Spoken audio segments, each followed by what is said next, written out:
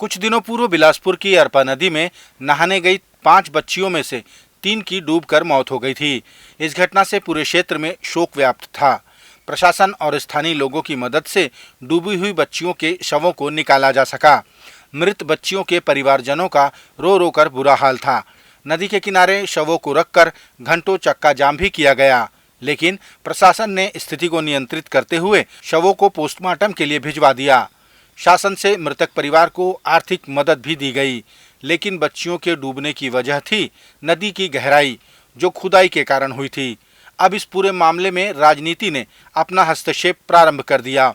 विपक्षी दल ने नदी में लापरवाही पूर्ण और मनमाने ढंग से रेत ढुलाई का आरोप लगाते हुए पूर्व में कांग्रेस प्रत्याशी रहे राजेंद्र उर्फ डब्बू को जिम्मेदार ठहराया।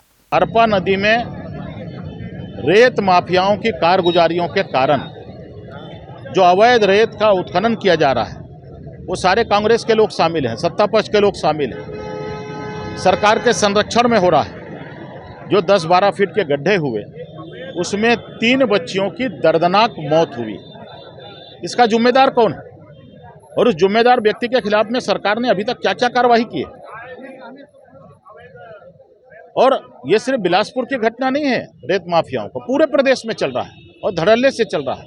अपने ऊपर लगे आरोपों को निराधार बताते हुए डब्बू साहू ने इसे राजनीति से प्रेरित आरोप कहा। उनका कहना है कि न ही मैं गांव का सरपंच हूं और न ही कोई रेत घाट चलाता हूं। नदी की वह गहराई नेशनल हाईवे के ठेकेदारों द्वारा पूर्व में की गई थी, जिसके लिए खनिज विभाग ने उन्हें 12,47,660 रुपए की पेनाल्टी भी लगाई थी। आज बीजेपी के लोग खत्म आदमी के ऊपर भी राजनीति कर रहे हैं। ये गलत बात है, पूर्णतः गलत बात है। आज गांव में जाके पूछे क्या स्थिति वो उस गड्ढे की थी जो NHI के द्वारा किया गया था, ग्रामीण के द्वारा लगातार बोला जा रहा है। लेकिन आज बीजेपी के साथ साथ कुछ फुलछाप कांग्रेसी भी इसमें भिड़े हुए हैं। मैं चूँकि विधानसभा लड़ा हुआ हूँ और उनको लगता है कि इसको विधानसभा 2023 में कैसे बाहर किया जाए, ये सब षड्यंत्र हो रहा है। और ना मैं गांव का सरपंच हूं, ना मैं कोई गड्ढा कराया हूं। जैसे ग्रामीण लोग का बयान आया है, ग्रामीण लोग ले गए हैं। यहाँ पर सोचने वाली बात यह है कि जो वहाँ का वर्तमान सरपंच है, इनका नाम जो मृतक की दादी है उसके द्वारा घटना के दिन लिया गया, लेकिन कहीं पर इसमें प्रमुखता से बिना बीजेपी पार्टी के कोई नेता बोलने को तैयार नहीं है और न ही जो इसके पीछे राजनीति कर रहे हैं वो लोग। आज लेकिन 6 से 7 दिन हो गया, अचानक कैसे मोड़ आ गया और नंदू भाई और सुशील भाई के ऊपर कौन सा शक्ति काम करी कि इन लोग मेरे को बदनाम करने के लिए नाम लिवाया जा रहा है। घटना के बाद राजनीतिक पार्टियों के नेता मृतक परिवार से बार बार मिलते रहे और उन्हें हर संभव मदद का आश्वासन भी देते रहे। मृतक के पिता नंदू पटेल ने कहा कि जो हुआ सो हुआ, अब रेत घाट बंद होना चाहिए ताकि किसी और की जान न जाए।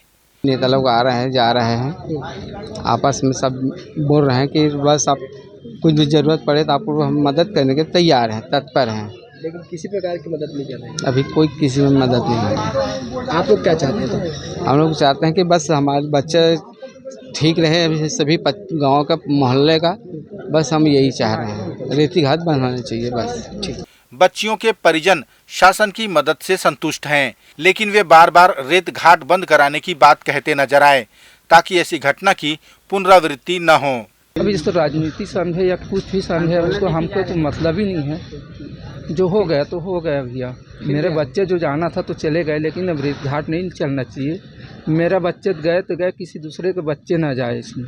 ऐसी ही एक और घटना के शिकार हुए श्यामू पटेल ने कहा कि चूंकि चुनाव का समय है, इसलिए घटना राजनीतिक रंग ले रही है, जबकि ऐसी घटनाओं पर राजनीति नहीं होनी चाहिए। क्योंकि अभी चुनाव का समय है, यह एक राजनीतिक रूप ले लिया है। क्योंकि ऐसा राजनीतिकरण यहाँ नहीं होना चाहिए। हमारी बच्ची है, हमारी बहन है, हमारी भतीजी है, तो ऐसा राजनीति नहीं होना चाहिए। इससे पूर्व 2014 में मेरा ही भतीजा इसी नदी में, जो कि उस समय बीजेपी गवर्नमेंट था, मेरे ही भतीजा ख़त्म हुआ था। उस टाइम इतना राजनीति नहीं हुआ था। क्यों नहीं हुआ था?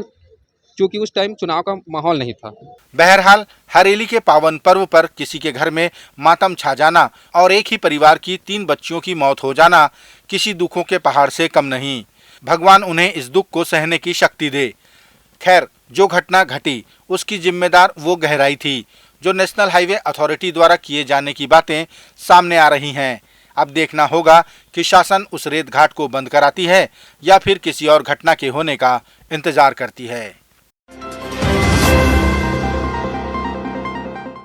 छत्तीसगढ़ भारतीय जनता पार्टी के विधायक सौरभ सिंह ने राज्य में चारा घोटाले से भी बड़ा गोबर घोटाला किए जाने का आरोप लगाया।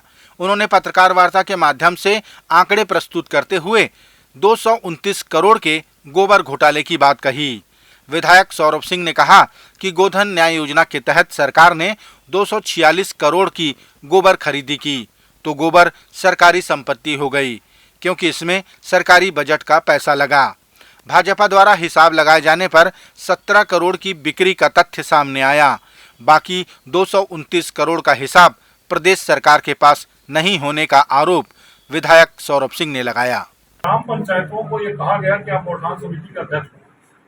ग्राम पंचायतों ने अपने बीच से गौठान समिति का अध्यक्ष बना, पर बाद में राज्य सरकार ने एक आदेश दिया कि प्रभारी मंत्री गौठान समिति का अध्यक्ष बने।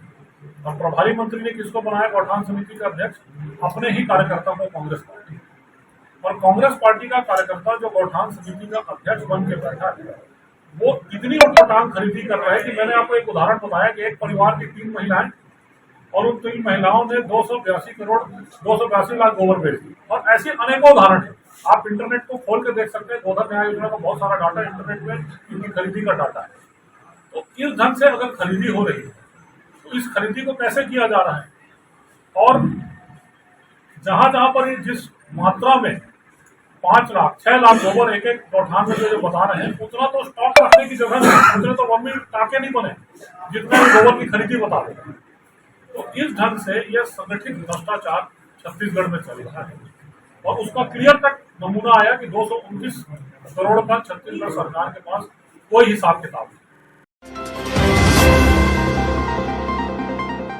राजधानी रायपुर में आयोजित हुए IAS कॉन्क्लेव के समापन अवसर पर प्रदेश के मुख्यमंत्री भूपेश बघेल शामिल हुए। मुख्यमंत्री भूपेश बघेल ने कहा कि शासन की योजनाओं को धरातल पर लाने में मुख्य भूमिका IAS की होती है। उनका कार्यक्षेत्र व्यापक और चुनौतीपूर्ण होता है। मुख्यमंत्री ने अपने राज्य के IAS से अपील की कि वे शासकीय योजनाओं को बेहतर क्रियान्वित करें और आम आदमी को उसका अधिक से अधिक लाभ पहुंचाएं। प्रकृति को संरक्षित रखने और पर्यावरण की सुरक्षा करने का आह्वान करते 2 विदेशी जर्मनी से साइकिल यात्रा पर निकले हैं। इनके छत्तीसगढ़ पहुंचने पर बिलासपुर में नेचर प्रेमियों ने इनका स्वागत किया। पिछले 2022 के अप्रैल माह से इन्होंने अपनी यात्रा प्रारंभ की थी। बिलासपुर जिले के मरवाही वन मंडल का इन्होंने भ्रमण किया और जैव विविधता को लेकर जानकारी एकत्रित की। यहाँ से ये विदेशी झारखंड, कलकत्ता होते हुए बांग्लादेश जाएंगे। पिछले अप्रैल 2022 से अपनी यात्रा कर रहे हैं। इसी बीच इन्होंने ये छत्तीसगढ़ पहुँचे, जहाँ श्रेयांश बुधिया जी जो द नेचर पीपल संस्था के संस्थापक और मैं अखिलेश चंद्र प्रदीप वाजपेयी जंगल मैदान, हम लोगों के साथ पिछले 1 हफ्ते से ये मरवाही, अमरकंटक, केवची, अचानक मार, फिर आपका भालू मोड़ा, ये सब की यात्रा की इन्होंने और जैव विविधता पे अपना ये काम कर रहे हैं। इसके बाद ये यहाँ से झारखंड होते हुए, कलकत्ता होते हुए, सुंदरवन होते हुए बांग्लादेश की ओर जाएंगे। छत्तीसगढ़ में बदहाल कानून व्यवस्था और बड़े पैमाने पर भ्रष्टाचार का आरोप लगाते हुए भारतीय जनता पार्टी के पूर्व मंत्री राजेश मूणत की अगुवाई में पश्चिम विधानसभा के कार्यकर्ता और आम जनता ने रैली निकालकर प्रदर्शन किया। प्रदर्शन के दौरान राज्य सरकार के खिलाफ जमकर नारेबाजी की गई। रैली की शक्ल में ये कार्यकर्ता कलेक्ट्रेट पहुंचे और धरना दिया। पूर्व मंत्री का आरोप है कि पिछले 5 सालों में एक भी विकास का काम नहीं हुआ तो सिर्फ भ्रष्टाचार और घोटाला। छत्तीसगढ़ राजभवन में राज्य के सभी शासकीय विश्वविद्यालयों के शैक्षणिक गतिविधि, अनुसंधान कार्य और अन्य कार्यों की समीक्षा की गई। समीक्षा बैठक की अध्यक्षता राज्यपाल विश्वभूषण हरिचंदन ने की। बैठक में उच्च शिक्षा की गुणवत्ता को बढ़ावा देने हुए MOU, अकादमिक सत्र के पालन, परीक्षा के परिणामों को समय पर जारी करने के संबंध में विश्वविद्यालय द्वारा कराए गए विशेष अनुसंधान और नवाचार की भी जानकारी ली गई। बिलासपुर जिले के बिल्हा विकासखंड में शिक्षा विभाग के कर्मचारियों द्वारा विकासखंड शिक्षा अधिकारी के कार्यों में लेट लतीफी का आरोप लगाते हुए मुलाकात की गई। इस दौरान शिक्षा कर्मचारियों ने समय पर वेतन न मिलने, एरियर्स का बिल न लगाए जाने समेत कई आरोप लगाए। अगस्त में इंक्रीमेंट लगा था 2005 वालों का, उनका अभी तक एरियर्स प्राप्त नहीं हुआ है।